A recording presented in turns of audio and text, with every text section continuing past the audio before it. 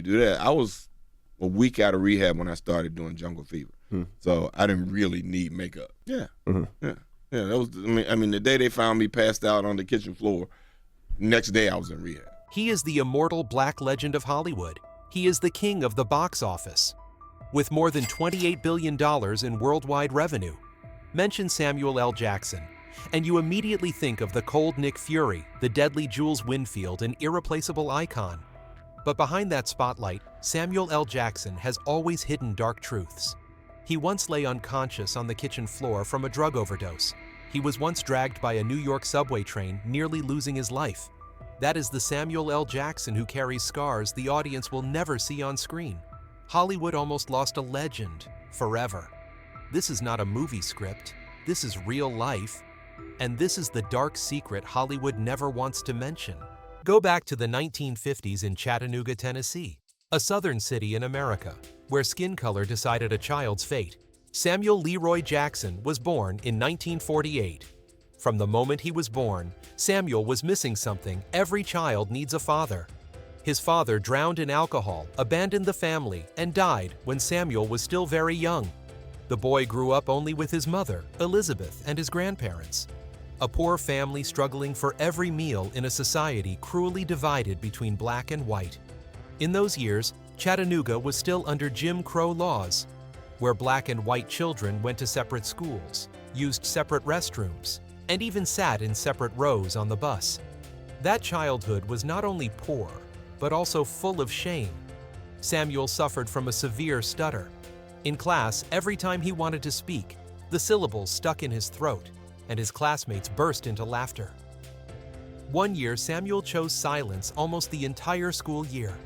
The familiar picture, a skinny boy sitting quietly in the back of the classroom, avoiding others' eyes, swallowing words that never came out. That was the first wound of his spirit.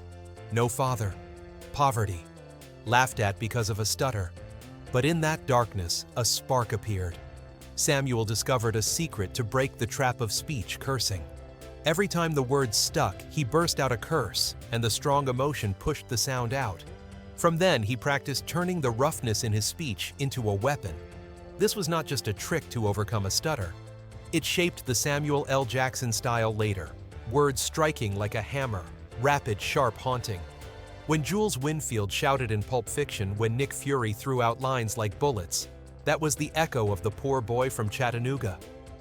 Outside the classroom, Samuel had to face a harsh reality. Black schools in Chattanooga were run down. The textbooks were hand-me-downs from white schools, the desks broken and shaky. The boy soon understood even knowledge was divided by skin color. All of that left deep marks in his memory, feeding him with both anger and a determination to survive. When others saw a quiet, withdrawn boy inside Samuel, there was already a steel toughness being forged. He learned to stand firm, learned that if he didn't protect himself, no one else would. That childhood could have crushed a child, but for Samuel, it forged a man who would never give up. The rebel student years, a fateful turning point. In 1966, Samuel Jackson set foot at Morehouse College, the prestigious school for young black men, and also the alma mater of Martin Luther King Jr. This was not just a school, but the cradle of the civil rights movement. The hallways buzzed with debates. The lecture halls echoed with calls for freedom. That fiery spirit quickly swept up the 18-year-old boy from Chattanooga. April 9, 1968.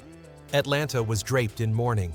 Martin Luther King Jr. had just been assassinated a few days earlier. Tens of thousands gathered to say their final goodbye. Among that sea of people stood 19-year-old Samuel Jackson, working as an usher. Before his eyes were the most powerful faces in America: Coretta Scott King, Robert Kennedy, countless movement leaders. In his ears was the broken voice of Mahalia Jackson. In his heart was the choking grief of watching a symbol of an entire people fall. Samuel didn't just witness the funeral, he lived it. And in that moment, a seed of rebellion was planted in the young student's soul. A year later, that fire ignited. Samuel and a group of Morehouse students decided to act. They felt the school was too distant from reality, still producing the elite while neglecting the poor black community. They drafted a list of demands to create a Black Studies program, to add black faculty and board members to connect the school with the local community and to improve scholarships for struggling students. Then they chose a shocking move occupying the Board of Trustees building. No knives, no sticks, just determination. But in 1969, that action was nothing short of a political bomb. The administration reacted swiftly. Jackson and many others were suspended. For most, it would have been the end. But for Samuel, it was the beginning of something new. During his suspension, he threw himself into local theater groups, discovering the stage for the first time. What seemed like disaster, being kicked out, opened a door to art where Jackson finally found his true voice. Stepping into art and the Broadway door, another turning point. After returning to Morehouse to complete his degree, Samuel Jackson joined Just Us Theater, a small troupe created by black students in Atlanta.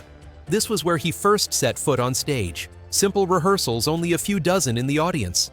But for the first time, Samuel felt a strange power when he spoke. The whole room went silent. It was also at Morehouse during a campus arts event that Samuel met LaTanya Richardson, a student at Spelman College right next door. LaTanya was a talented actress in student plays known for her strong, fearless style. Samuel later recalled, "I was impressed because she was smart, tough, and never backed down from me." From small rehearsals, the two quickly bonded. LaTanya became his stage partner, his teammate, and soon his lover.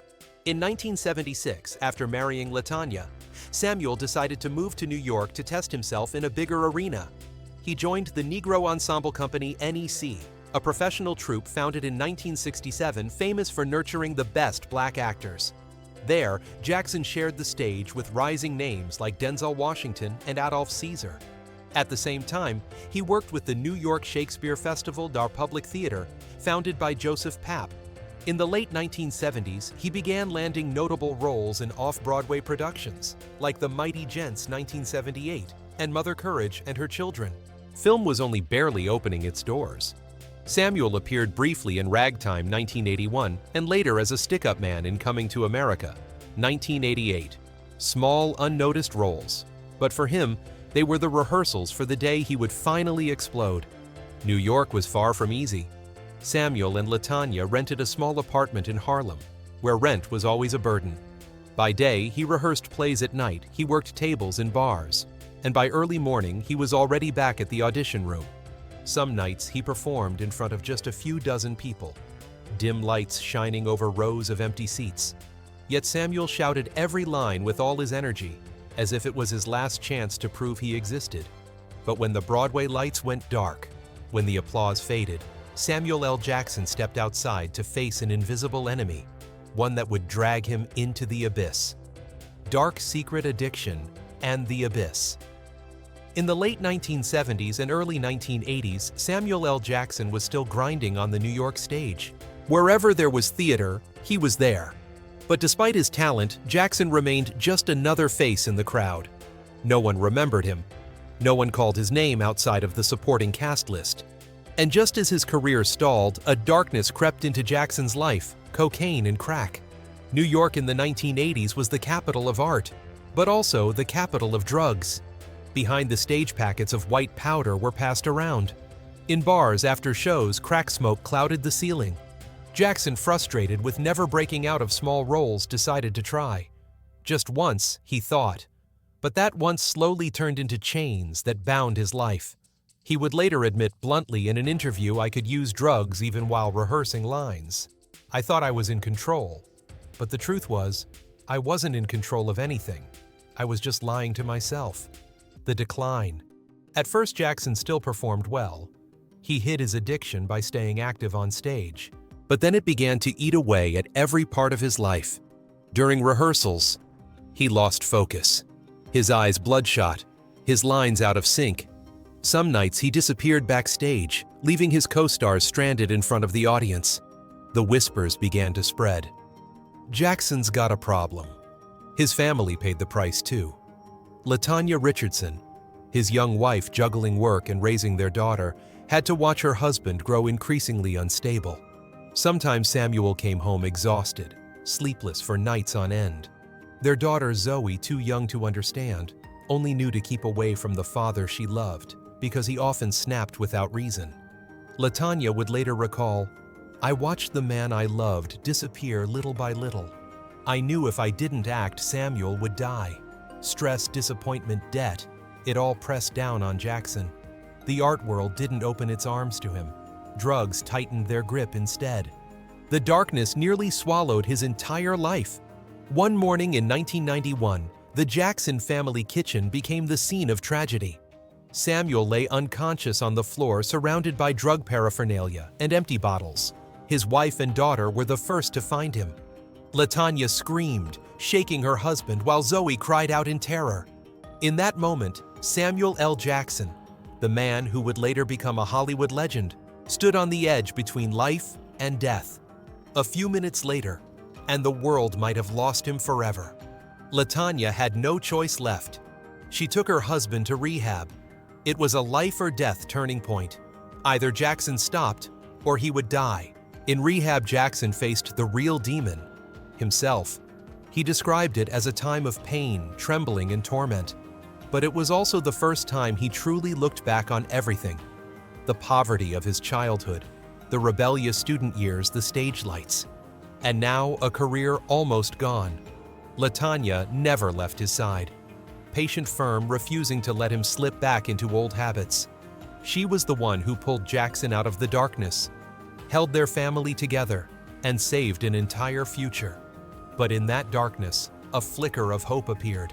That light came from a fateful role in Jungle Fever. Just weeks after leaving rehab, an unexpected opportunity arrived. Spike Lee invited him to play Gator Purify, the crack-addicted brother in the 1991 film Jungle Fever. It wasn't just a role, it was his life projected on screen.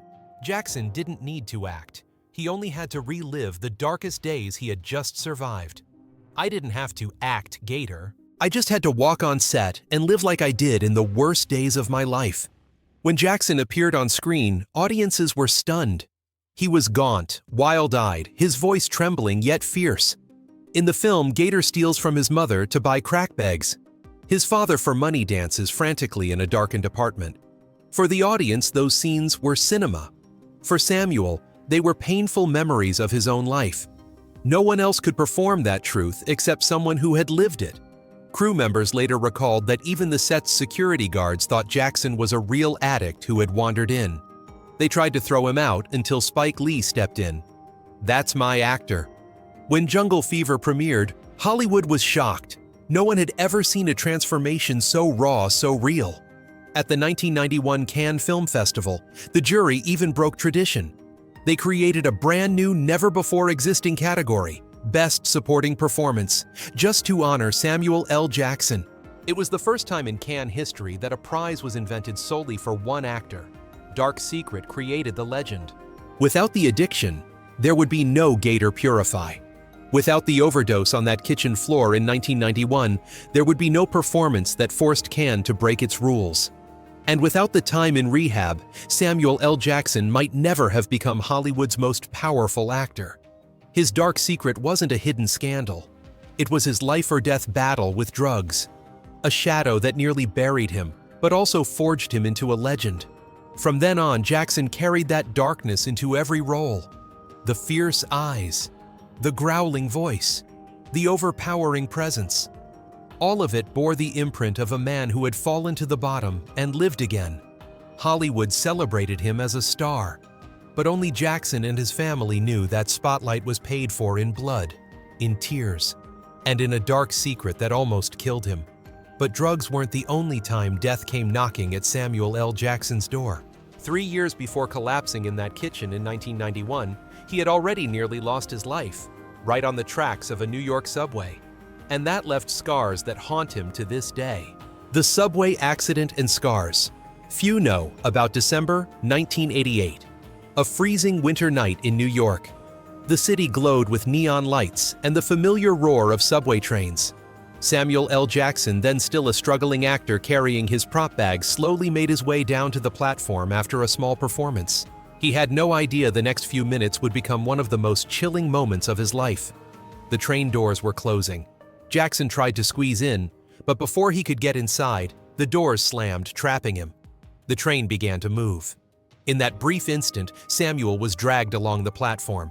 Passengers screamed. Some rushed to slam the emergency button. Just a few seconds, but it felt like an eternity. Every passing moment, death was right in front of him. Finally, the train screeched to a halt. Jackson was pulled out lying motionless on the platform. His knee ligaments torn, his body bruised. Doctors later warned he needed surgery and months of physical therapy. 1 second slower, and he might never have stood on stage again. The accident forced Jackson to step away from work. He walked with crutches for months. And even after healing, the pain in his knee lingered for life, a permanent reminder that he had once been inches from death. Jackson later sued New York's Transit Authority. After years, he won the case and was awarded $540,000. The money helped him survive financially through the hard times, but it never erased the trauma. Jackson admitted to friends, "Every time I hear those subway doors close, I still get chills."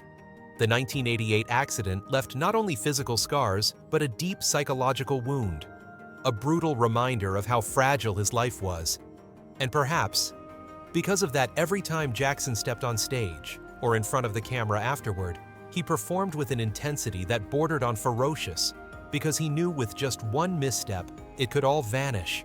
Only a few years after the accident, he would face another wound this time. Bitter invisible, the cold indifference of the Academy. The missed Oscar and career scars. In 1994, Quentin Tarantino's Pulp Fiction premiered and instantly became a global phenomenon. Jackson's role as Jules Winfield, the hitman with the wild hair, the black suit, and the chilling biblical monologue, left the entire world stunned. Every line, every glance, every snap of his finger on the trigger carried the mark of a new cinematic icon. Critics raved, "This is the role of a lifetime. Jackson deserves the Oscar." Fans anxiously awaited the awards night. And when the name Samuel L. Jackson was announced in the nominations for Best Supporting Actor, everyone believed the Golden Statue was within his grasp. But when the envelope was opened, the victory went to Martin Landau in Ed Wood. The room erupted in applause. Jackson forced a smile, but his eyes fell silent. It was the moment when millions of viewers watching on television gasped, "They robbed Jackson of the Oscar." Years later, in an interview, Jackson did not hide his anger. "I knew I deserved it. But the Oscar wasn't for me. They didn't want to give it to a guy like me." That wasn't just a complaint. It was the raw truth about how Hollywood viewed a black actor, no matter how talented. And that bitterness burned inside Jackson for decades. After Pulp Fiction, Samuel L. Jackson went on to deliver one powerful performance after another. Carl Lee Haley in A Time to Kill, or Ordell Robbie in Jackie Brown Steven in Django Unchained. Every role set audiences on fire, yet the Oscars remained cold and indifferent. It wasn't until 2022, nearly 3 decades after Pulp Fiction, that Samuel L. Jackson was finally handed an honorary Oscar, a recognition that came far too late. On that stage, when Jackson held the golden statue in his hands, many whispered, "This is the award he should have received in 1994. But Jackson was no longer bitter. He smiled, raised the statue high as if to say, "I don't need their recognition to know my worth. I survived, I fought, and now I'm standing here." The 1988 subway accident left him with physical scars. The missed Oscar in 1994 left him with emotional ones. But together, those scars forged the Samuel L. Jackson we know today. He once sank into the depths, once missed the golden statue. But Samuel L. Jackson answered Hollywood in a way no one expected. He didn't just survive, he became the most powerful man at the box office, with more than $28 billion in worldwide revenue, a record never before seen in cinema history. The king of the box office, when Samuel L. Jackson redefined Hollywood. Pulp Fiction, the blast that shook the world. In 1994, Quentin Tarantino unleashed Pulp Fiction, and Samuel L. Jackson hit the screen like a storm.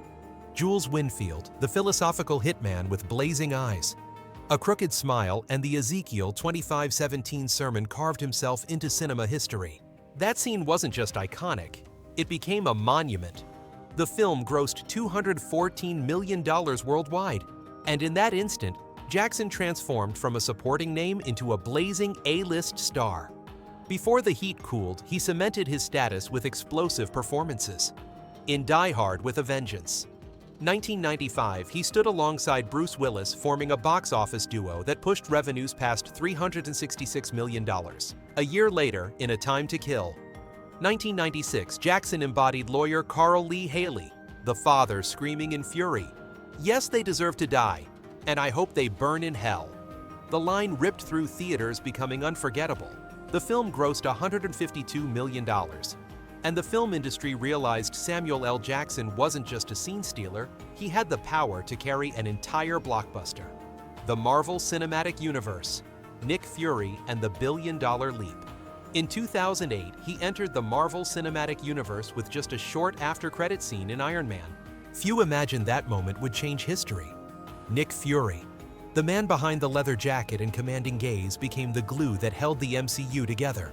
From The Avengers, 2012, $1.5 billion Captain Marvel 2019, $1.1 billion to Avengers Endgame.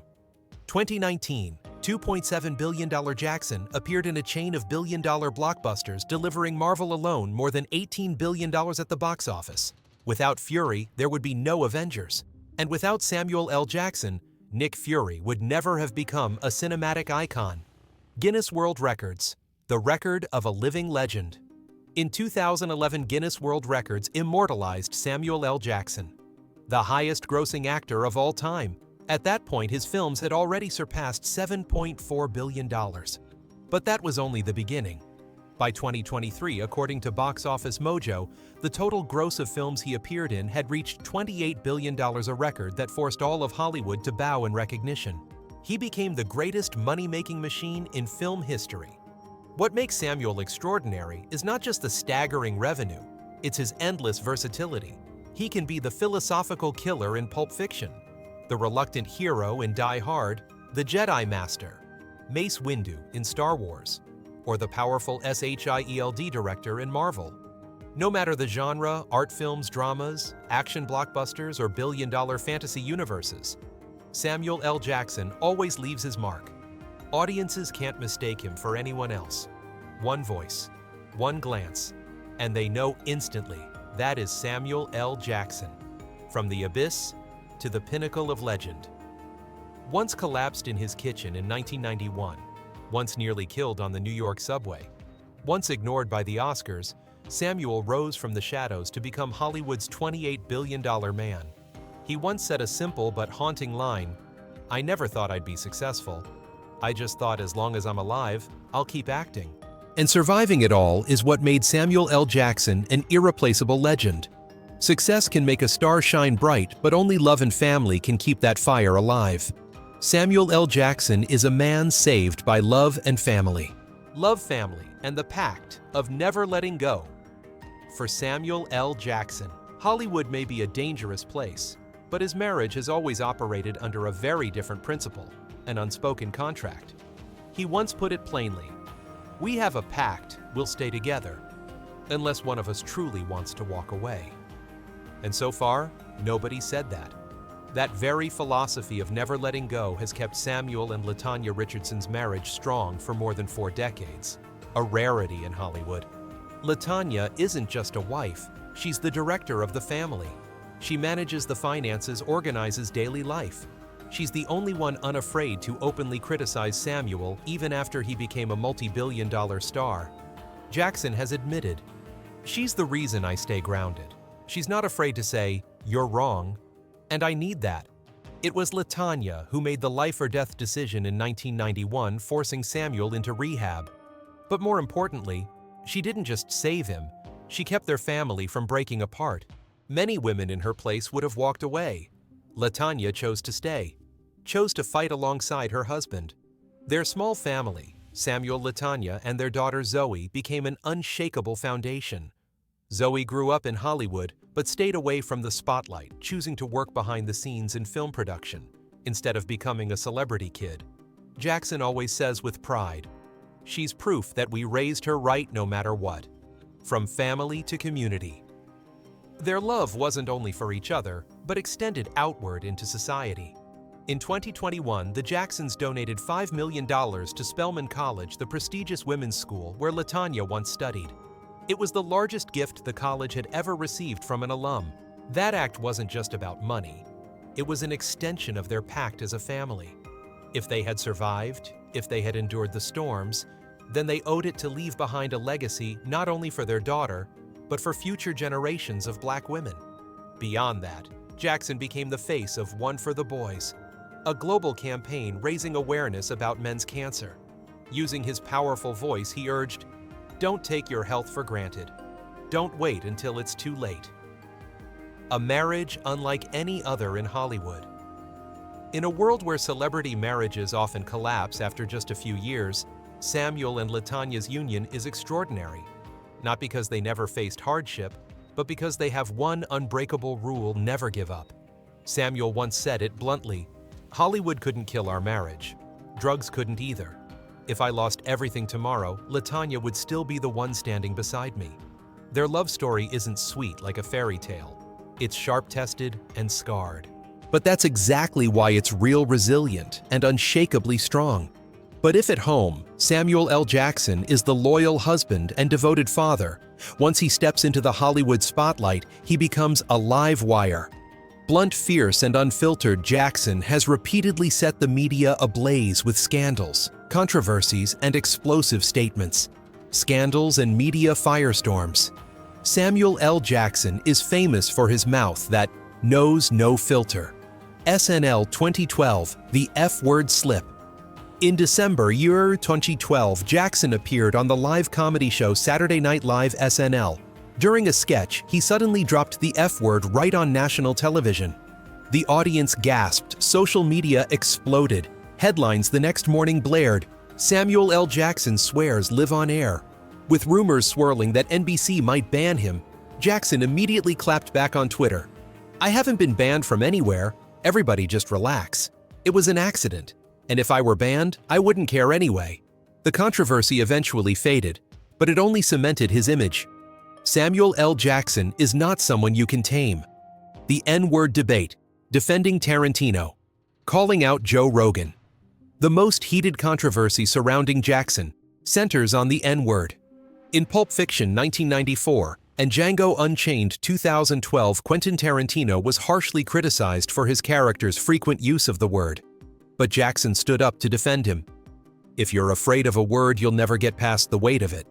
Tarantino uses it to reflect the truth. And I don't see a problem with that. That statement split public opinion. Half supported him, arguing that Jackson had the right to speak on the issue from experience. The other half were outraged, insisting Tarantino as a white director should not abuse such a sensitive word. In 2022, Jackson once again stirred debate when addressing the Joe Rogan controversy. Old podcast clips resurfaced where Rogan had repeatedly used the N-word. When backlash erupted, Rogan apologized, claiming he had only used it in context. But Samuel L. Jackson hit back immediately. "Don't hide behind context." When he said it, it wasn't a character. It was him. And that's the problem. This time the public largely sided with Jackson. He drew a clear line between artistic language and careless speech in real life. Political and social statements. It didn't stop there. Samuel L. Jackson has often sparked controversy with his political remarks. He openly supported Barack Obama, early on criticized conservative politicians, and frequently spoke out about racial injustice. Once, when asked why he supported Obama, Jackson answered bluntly, "I voted for him because he's black." That's it. The statement instantly became a sensational headline, fueling heated debates. But Jackson has never cared about pleasing everyone. He says what he believes regardless of the consequences. In interviews, he has repeatedly criticized Hollywood-condemned bias in awards shows and never hesitated to call out what he saw as injustice, a voice that can't be ignored. You can love him, you can hate him, but you can't ignore Samuel L. Jackson. He's someone who always forces a reaction, whether outrage or applause, but never indifference. That blunt honesty made Jackson a powerful voice of his time, reaching far beyond the screen. He is not just an actor, he is a presence in society, a figure who brings controversy, but also raw truth. Samuel L. Jackson is not a legend because he never fell. He became a legend because he did fall, because he was swallowed by darkness, and then came back stronger than ever. He leaves behind a double legacy on screen: hundreds of unforgettable roles, tens of billions in global box office characters that will live forever. Off-screen, the image of a man who confronted his own scars and turned them into strength to inspire others. His story is not just the story of cinema. It is a reminder to anyone who has ever fallen scars are not the end, they are proof that you survived. Hollywood almost lost Samuel L. Jackson more than once, but it is precisely those scars, that darkness, that made him immortal. All data, analysis, and commentary in this video are presented based on information available at the time of production. The content is subject to change over time and should not be considered a definitive forecast. There is still so much more to explore: stories of resilience, legacy, and truth. Feel free to dive into some of our top recommended videos now appearing on your screen.